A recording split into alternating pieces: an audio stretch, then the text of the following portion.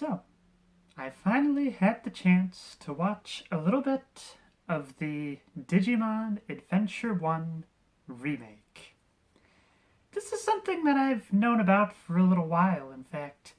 If I remember correctly, this was a special meant to celebrate the 20th anniversary of Digimon. Or at least the animated series, as the Tamagotchi form had been around for a few years prior to that point. I did manage to see an episode or two of the subbed version. And I know I'm going to get a fair bit of hate for this, but I really need a dub. I am a very slow reader, so if I'm watching a sub, all I'm seeing is about this much of the screen, and I am concentrating everything to actually be able to read everything, as well as to try to generally gauge what it sounds like within the voice of the character that is saying the subs. Dubs for me are just a whole lot easier, so I can focus a lot more on the story as well as the animation. I made it to, I think, about the 10th episode, and probably the thing I find craziest about this remake is while the original series had about 54 episodes, this remake is over 60. So it's seeing that lofty number. I kind of figured it was going to take a while before the kids even get to the digital world, but no, they kind of jumped right into it. I will admit, I do find it a bit jarring that not only is it a completely different recast compared to the original Adventure one, which understandably so, considering when they did Adventure Try, a lot of the actors were unable to come back, and so they had to have substitutes. And on top of that, it's interesting that they still go for the English translated names. They do say, like, the original Japanese name. Like, in the first scene, the character is introduced to us, but no, I found it interesting in this era of trying to be as close to the original dialogue as possible, that this part was still in the dub. So we first meet up with Tai and Izzy, and there we kind of reenact the second part of the Digimon movie. Now, don't get me wrong, I like the story of that, and hey, it was even expanded on and remade even better with Summer Wars. But I will admit I was just a little bit disappointed, as this is a story that I had seen done before. And I feel like a good remake is something that should kind of follow the beats of the original, but at the same time gain its own identity. However, it does play out just a little bit differently, so Tai ends up meeting Matt in the digital world. They combine together to create Omnimon, and then they are able to take care of the discount Diaboromon. After that, it's really quite a loophole, as life basically goes back to normal, with Tai and Izzy seemingly being co-conspirators, as they're the only ones that really know that story about why the nukes almost destroyed Tokyo. And may I just kind of laugh at the irony that this is supposed to take place in the year 2020, and yet we see them at summer camp.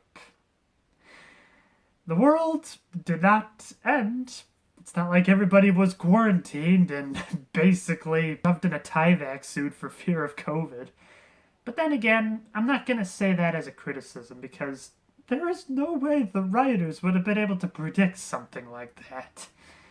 But all the same, it kind of creates an alternate reality of an alternate reality. And it's also strange that Joe is just kind of a random counselor that they bump along the way. In fact, they don't even talk to them when they first introduce the character. Although we do talk a little bit to Sora, which, much like in the original series, Tai and Sora are pretty good friends going back a few years. What's crazier is that summer camp goes just fine. There is absolutely no problem. But yet, there is another Digimon that is messing with Tokyo's power grid. It is something that is planned to be out for several days.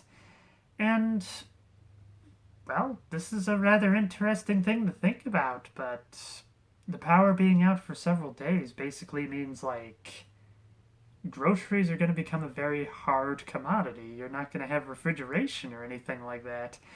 And even though it's not specifically COVID like it was in the real world at that time, the response to it is basically the same. Just everybody rushing to the store to get what they need before everything just shuts down. So, just like before, Tai has to figure out how to make it into the digital world. But there is a bit of a twist this time, as Sora is accidentally caught within the portal, and Izzy, while on the last time was on the outside, kind of giving orders as to what needed to be done, he himself is also sucked into the digital world.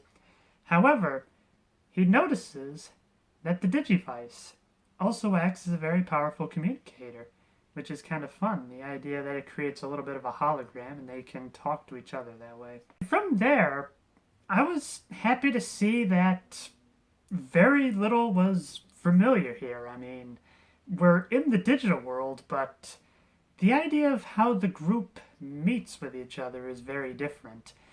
In fact, I rather like the idea that when they introduce Joe's character, they do what they had to wait until tried to do.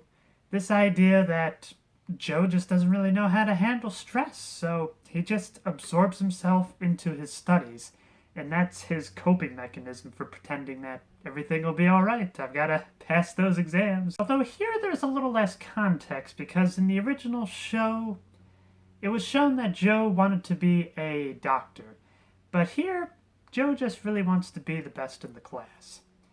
And that is another thing as well, because he's the oldest and, at least according to the grades, smartest. He feels like he should be the one in charge. So he gets a little ticked off when people start following Tai's orders instead. And how they introduce Mimi, this is something that I rather enjoyed. Kind of going back to the original series, it's dated with the idea of Mimi being kind of a caricature of the Valley Girl. The idea that she only really knows shopping as well as walking around through said malls. But here, they actually give her a little more character. The idea that she is granddaughter of one of the electrical engineers trying to get this Tokyo situation in order, it adds stakes to the story. And on top of that, it makes Mimi seem less as like the stereotypical princess and more as a woman of action. She knows that her grandfather is doing everything in his power to get everybody back to safety, and so she wants to do the very same. And a few episodes later, we do end up reuniting with Matt again. And so far, probably my favorite episode of this new series, where it feels like they're basically reenacting D-Day. The idea that they had to make their way along the coast to try to figure out where the mythical celestial Digimon is. And they're met with some very heavy resistance. And it is just awesome that this is something that's able to showcase each characteristic of the character. Tai is very much like a do it first and ask questions later.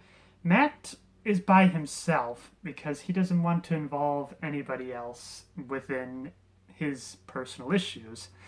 Joe is analytical, and I love the idea that he even makes a surrender flag and starts waving it. Mimi's just kind of like, come on, there's no way they're gonna fall for that. Not only did they destroy the flag, which is Mimi's towel, by the way, but they even have to get involved within the fight, even though it was just meant for Matt and Tai to be able to go there first and open the gate, and then they would be able to provide backup. However, what is crazy is the idea that we run into Mecha Tyrannomon. And it's crazy that we're only this little into the story and we already have an ultimate Digimon. In the original series, it wasn't until after the defeat of Devimon that we first start introducing the concept of an ultimate. And in the following episodes, it's pretty impressive to see that first Tai is able to digivolve Agumon to the ultimate level, Metal Greymon again, and is able to take care of Mecha Tyrannomon. And there's also another interesting thing in here as well, is the idea that there are Digimon that are like so evil that only they can survive through this very deadly mist that is blocking the path to the celestial Digimon. After that, Matt is able to do the same with Were-Garurumon, and I find it rather interesting that Neymon even makes an appearance in this one, from season 4. And I just find it absolutely nuts how different of a character this is. Because, like, in the original, he had like a very squeaky, very comical voice. And then in this recent one, he is a very serious person that wants to watch out for all that are necessary. And it's just such a strange thing to see such a what is considered a very comical character, both in design and in sound, be a very serious character. And unfortunately, that's as far as I've got into this remake, but I could definitely say I am having a fantastic time with this. Probably one of the other things that stuck out to me, in addition to the brand new voice cast, of course, is the level of animation. Now, don't get me wrong, I love the original Digimon Adventure, but I will admit it is a little lacking a bit in the animation department. In fact, when they were dubbing the first few episodes, there was a few times where they were kind of making fun of the lack of animation budget, where people would be completely frozen and you'd just kind of hear a little bit of dialogue saying, "Whoa, it looks like time is completely frozen here." Or, "Everybody stand perfectly still. He won't see us if we stand perfectly still." So it's nice to see something that is a fair bit more fluid. It looks like there is a lot more time and effort put into it. And this is by no means a bash on the original animation. It's different. It's a lot more polished in this remake, which, as it should be. I'd say on the whole, in terms of the story, it's a lot like the redesign of the Digivice. It is familiar, but yet it's different enough to still be unique. And in my opinion, that's what a good remake should be. The only real criticism I have to note is the voice of Agumon. I could get behind the recast for Season 5, because not only was that Agumon a completely different design, but was a very completely different character. But yet, here in the remake, it is the same character, but it's strange that instead of being more of a light and almost kind of soothing voice, it is something a little more on the gruff side, which I will admit at first was definitely something that threw me off. I was able to get used to it after a while, but it was just very different. Well, all the other replacements, I'd say they do the job all right.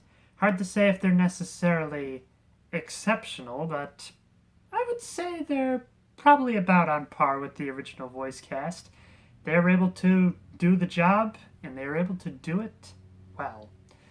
So that is my thoughts on the Digimon Adventure remake.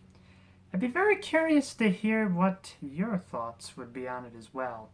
And if you can, try to lay off on the spoilers, as I do want to see the rest of it. It's just, well, I'm waiting for a physical copy to come out, because as of now I only know it's on Hulu. And Hulu is not necessarily the easiest platform for me to be able to get a hold of and watch these episodes.